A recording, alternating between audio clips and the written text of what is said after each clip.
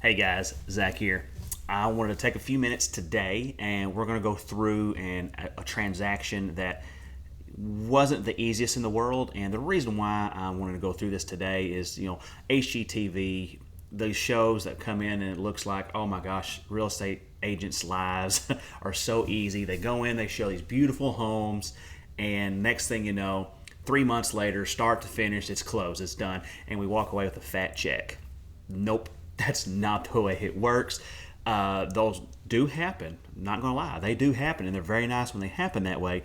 But the majority of the time, they're a lot more involved and a lot more work than that. So I kind of want to go through this process and let you know exactly, what happens. This is just one example. So to jump right into it, a property that I had listed on the Spring River in Hardy, Arkansas, and a beautiful cabin built in, I believe, 2006, fairly updated, great spot for a second home. Like I said, it's on the Spring River, and it was just a phenomenal location.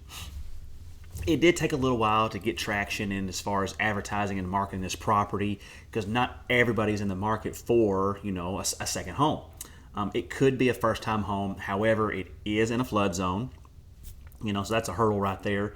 But also, the way that I marketed it is that it could be like a potential short-term rental, like Airbnb, Verbo, something like that.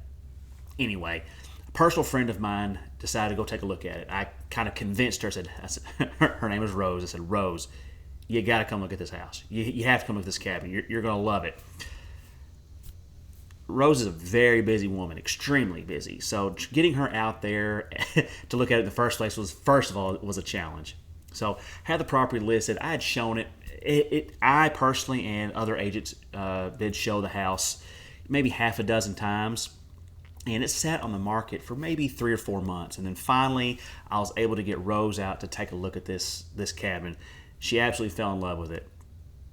Immediately, we negotiated a price, and we got it under contract. I will say this: Arkansas is a dual agency state, and with proper, representation and transparency, we can operate that way. So I had both sides of this transaction, and I really truly believe in this particular circumstance, this deal would not have happened if I was not on both sides of this transaction, and we're going to get into that.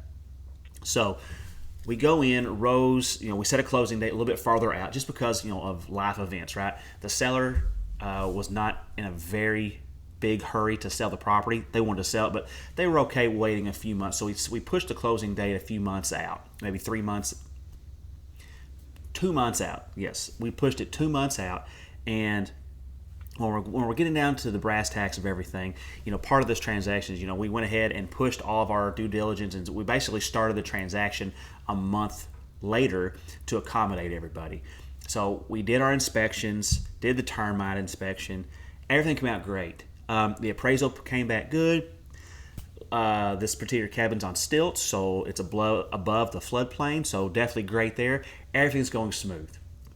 I'm like, wow, okay, this is a great transaction, great property. Everything's going smooth. And then here's what happened: we had a title issue, and this is where it's extremely important to do your own title work. Work with very closely with a title agent. What had happened? The owners that own the cabin now are the second owners, people selling it, my clients, and then Rose will be the third owner of this cabin. The original owners, what they had done is that when they built the cabin, they had it in their personal name.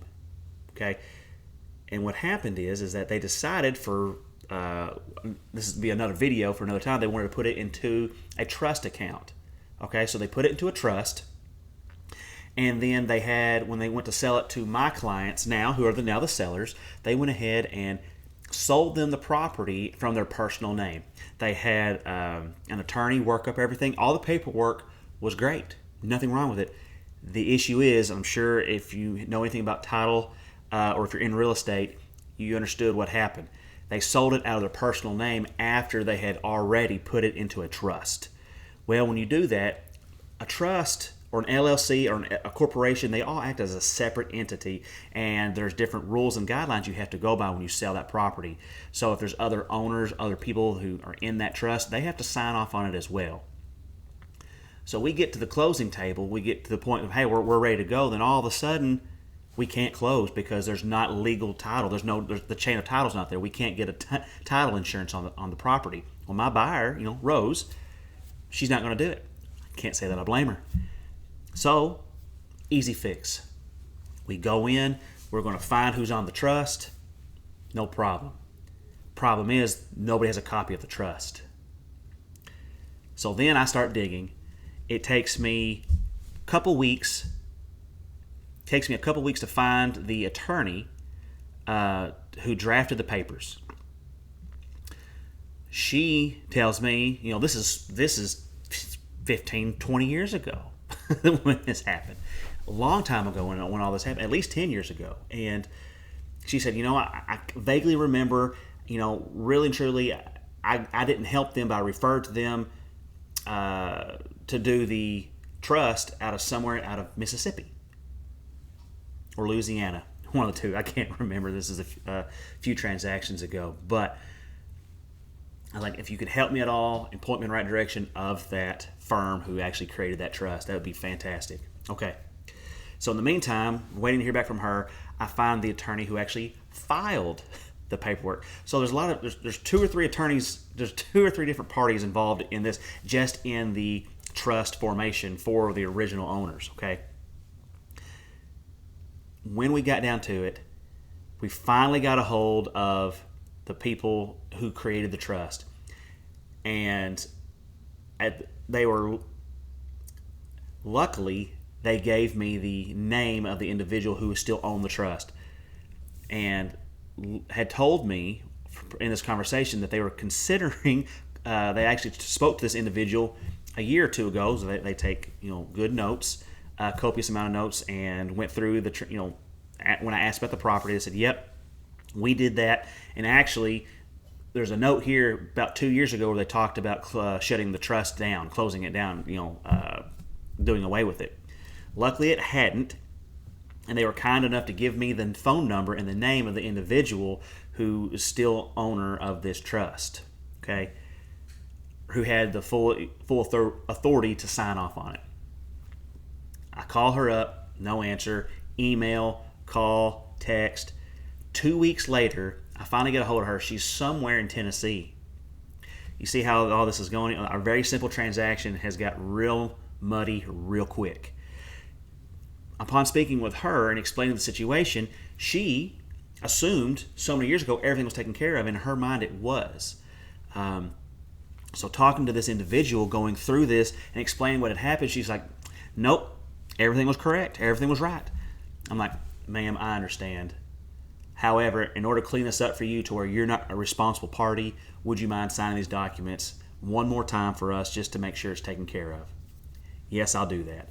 But I don't email, so everything's going to have to be through snail mail, through USPS or FedEx or UPS or whomever, because she doesn't have good internet service where she is. That's fine. I get with the title company. We get all the documents sent over to her. She's on vacation the first time I get a hold of her. She gets it back for a week later, signs releases the original trust because we don't have the trust yet.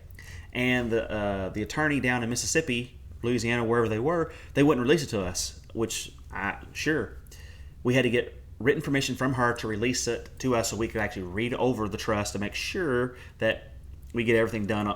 We get everything completed at this point in time. She does that. Great. We get that trust back. We review it. Now we're ready. We have all the things we need. So now we just need her to sign the correct paperwork in order to legally give ownership to the now owner, so that way he can sell it to Rose. It's just the domino effect there is intense. She goes on vacation again. The owner in Tennessee, the original owner in Tennessee, owner of the trust. She gets back finally, a week later, finally we have all the paperwork. We're able to sit down. We're able to close on this property. All in all, when we thought we were ready to close on this, it was literally 2 months later before we were able to close on it. So we delayed it a month. It was delayed an additional 2 months, and it's out in the market for 4 months.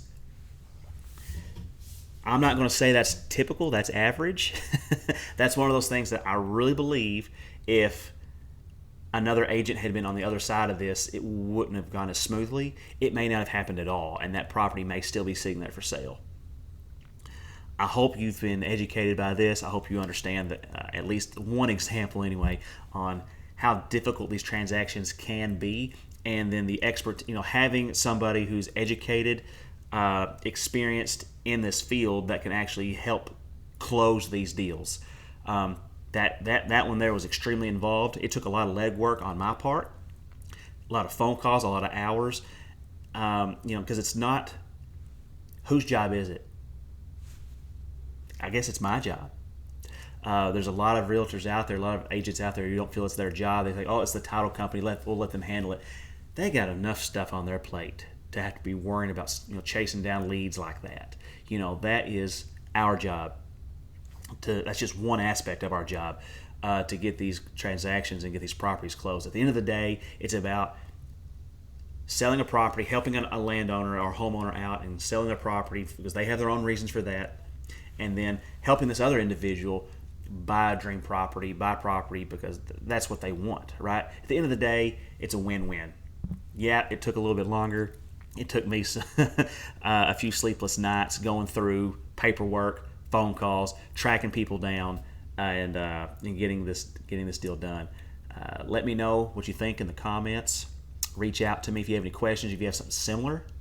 I'm happy to help you out in the future. I'll talk to you guys soon.